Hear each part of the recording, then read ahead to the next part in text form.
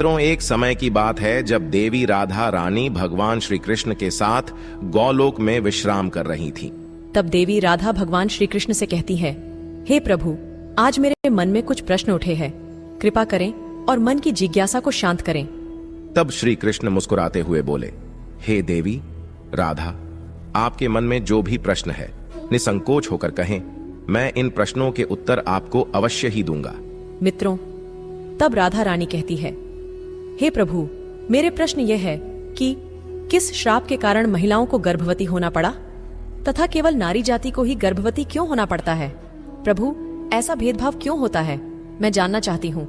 मित्रों, तब भगवान श्री कृष्ण कहते हैं, हे देवी, आपने जो प्रश्न किए उनके उत्तर थोड़े विचित्र है, किंतु मैं आपको इसके विषय में महत्वपूर्ण कथाएं सुनाता हूं, उसे ध्यान से सुने।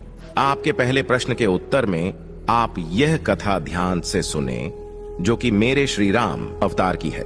मित्रों, भगवान श्री कृष्ण कहते हैं, हे देवी राधा, वैदिक काल में हजारों आर्षि परमपिता ब्रह्मा जी द्वारा उनके वीर्य और तेज से उत्पन्न हुए थे। उन्हीं में से कुछ आर्षियों तथा मुनियों के पेट से देवों का जन्म हुआ था, तो वही कुछ के मुनियों के तेज से दैत्यों का जन्म भी हुआ था। हे राधा, ऐसे ही एक आर्षि सतयुग में हुए थे जिन्होंने औरतों को गर्भवती होने का श्राप दिया था। तब देवी राधा बड़ी ही आतुरता के साथ पूछती हैं, हे प्रभु, तो कौन थे वे ऋषि जिन्होंने औरतों को गर्भवती होने का श्राप दिया? और कौन थी वह संसार की पहली स्त्री जो एक ऋषि के श्राप से गर्भवती हो गई थी? मित्रों, भगवान श्री कृष्ण कहते हैं, हे देवी राधा, इस कथा का वर्णन महर्षि वाल्मीकि जी के रामायण के उत्तर कांड में किया गया है, जहां प्रभु श्री राम को महर्षि अगस्त इस कहानी को सुनाते हैं। हे राधा, यह सतयुग काल की बात है जब परम पिता भगवान ब्रह्मा जी के मानस पुत्र ऋषि पुलस्त्य सुमेरु पर्वत के उच्च बिंदु पर स्थित आश्रम में घोर तपस्या कर रहे थे।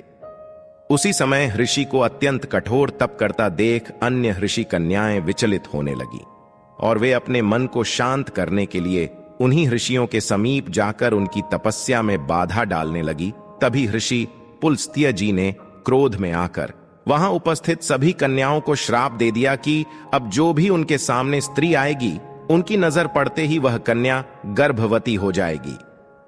मित्रों, भगवान श्री कृष्ण कहते हैं, हे देवी राधा, ऋषि पुलस्त्य जी की बात सुनकर वहां मौजूद सभी स्त्रियां डरकर वहां से भाग गईं, लेकिन ऋषि बिंदु की कन्या को ऋषि पुलस्त्य के श्राप के बारे में कुछ भी जानकारी नहीं थी। इसलिए एक दिन वह अपनी एक सहेलियों को ढूंढते हुए अनजानवश ऋषि पुलस्त्य जी के सामने जा पहुंची।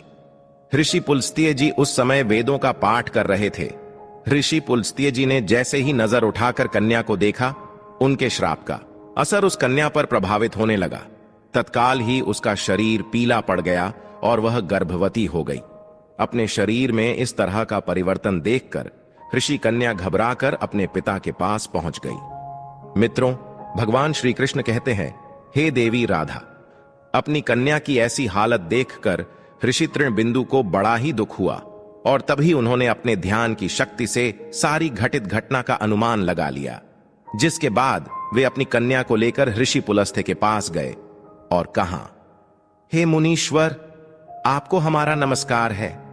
मेरी पुत्री अनजाने में आपके पास आई थी, किंतु आपके शाप के कारण आज वह संसार की पहली स्त्री है जो गर्भवती हुई है।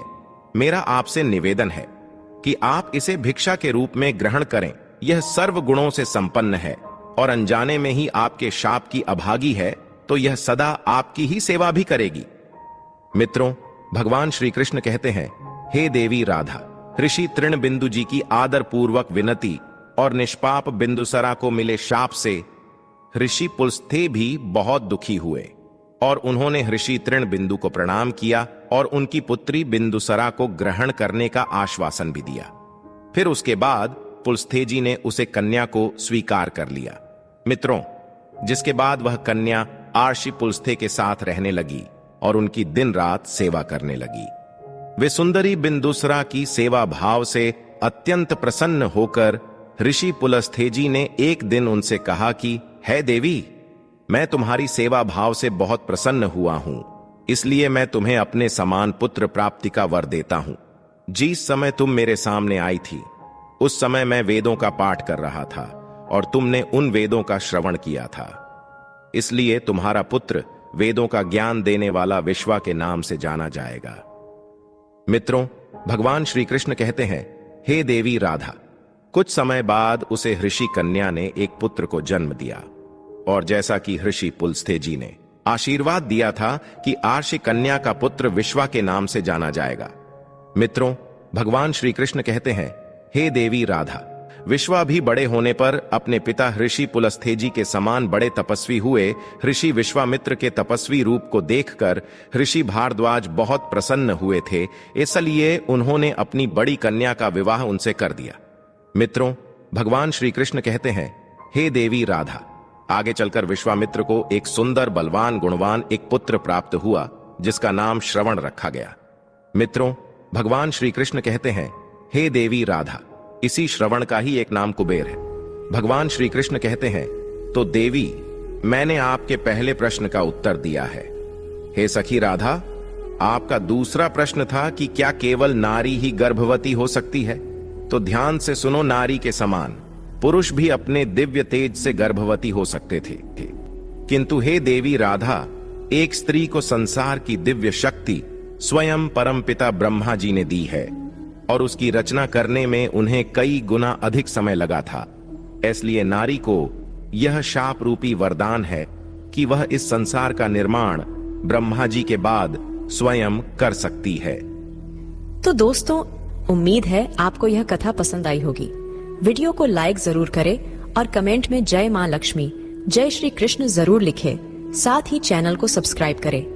आप सभी का धन्यवाद।